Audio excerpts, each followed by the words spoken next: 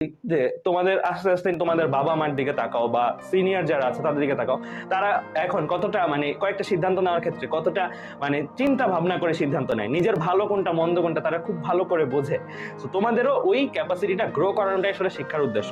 And college লেভেলে যেখানেই তোমরা পড়ো, দেখবা স্কুলে যেরকম স্যাররা চার্জ করতো পড়ছো কিনা, পড়ে আসছো কিনা, এই জিনিসগুলো কলেজ লেভেল থেকে ফুল স্বাধীনতা অলমোস্ট।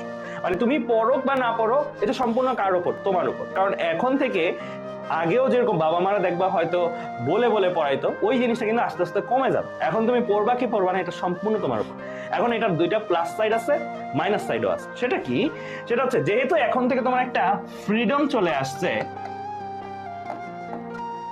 নিজের পড়াশোনার প্রতি, যে আমি পড়বো কতটুকু পড়বো, আমার পড়ার টাইমটা কতটুকু হবে, তুমি চাইলে ঘুমাইতে পারো, তুমি চাইলে পড়তে পারো। সো এই ফ্রিডমটা যেহেতু চলে আসছে, এই ফ্রিডমটার কেউ কেউ মিস ইউজ করবে, কেউ কেউ ইউটিলাইজ করবে, কেউ কেউ মিস ইউজ করবে, আবার কেউ কেউ ইউটিলাইজও করবে।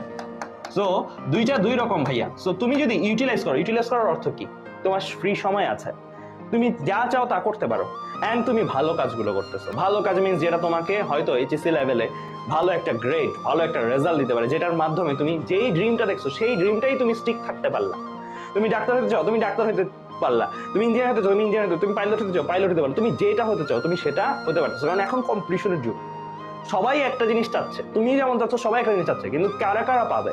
যারা যারা প্রথম থেকেই এই ইউটিলাইজেশন মোডে ছিল।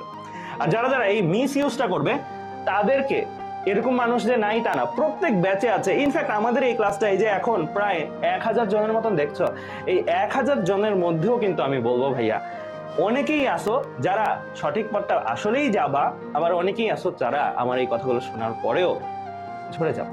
অ্যান্ড দুঃখজনক হলেও এটা খুবই সত্যি, প্রত্যেক ব্যাচে আমরা এই জিনিসটা দেখি, অনেকে ঝরে যায়, অনেকে। অ্যান্ড এদের নাম্বারটাই বড়। অ্যান্ড তাদের ক্ষেত্রে যেটা হয়, তারা যখন জাস্ট এইচএসসির একদম আগ মুহূর্তে আসে, ধরো এইচএসসি আর 10 দিন পরে, 20 দিন পরে, তখন তারা আমাদের কাছে আসে। অ্যান্ড তাদের সাথে তখন আমাদের আবার কথা হয়। তখন তারা আমাদের কাছে যখন আসে, তখন আসলে আমাদের অনেক খারাপ লাগে। কেন খারাপ লাগে? আমরা তাদেরকে কোনো প্রপার সলিউশন দিতে পারি না। কারণ এইচএসসি লাইফের পড়াশোনাটা এত বিশাল যে তোমাকে ওই শেষ সময় যদি আসো, একদম পড়া কিন্তু করায় দেয়া বা শেষ করায় দেওয়া হয় না। এটা আমরা নিজেরাও জানি, আর মন থেকেও আমরা খুব কষ্ট পাই তাদেরকে সলিউশন দেওয়ার সময়, কারণ আমরা কোনো সলিউশন দিতেই পারি না তাদেরকে। এন্ড তারাও আমাদের কাছে গিলটি ফিল করে যে ইস ভাই, আপনি আগে থেকে যদি আমাদেরকে পাইতাম, আপনাদেরকে পাইতাম, আগে থেকে যদি আমি পড়াশোনা শুরু করতাম তাহলে আজকে কত ভালো হতো। সো সবসময় এটা হয় যে বিশেষ করে নতুন যারা আছো তাদের ক্ষেত্রে প্রথম প্রথম টার্গেট থাকে এরকম। আমি দুইটা পার্সপেক্টিভে বলবো। প্রথম প্রথম টার্গেট থাকে আমি বুয়েটে ফার্স্ট হব, এটা টার্গেট থাকে কারো।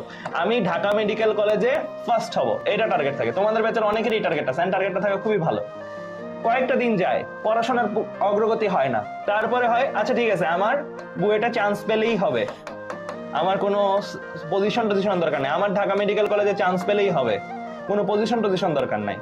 তারপরে আরো কয়েকটা দিন যায়, দেখে যে বুয়েটেও তো চান্স পাওয়াটা অনেক কঠিন, সহজ কিছু না, ঢাকা মেডিকেলেও তো চান্স পাওয়াটা সহজ কিছু না।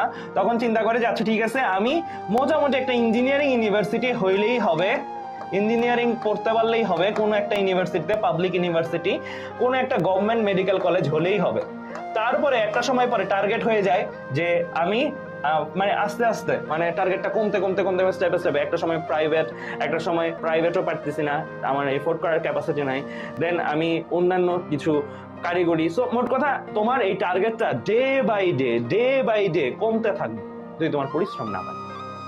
পরিশ্রম অ্যান্ড টার্গেট এই দুইটা পরস্পরের সময়, পরিশ্রম বাড়লে তোমার টার্গেটটাও কিন্তু তুমি স্টিক থাকতে পারবে।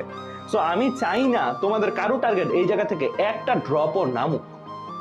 আমি চাই তোমরা আজকে যে টার্গেটটা করতেছো, যে বড় এইম, বড় ড্রিম নিয়ে আসছো আমাদের কাছে, সেই ড্রিমটা শেষ পর্যন্ত থাকে।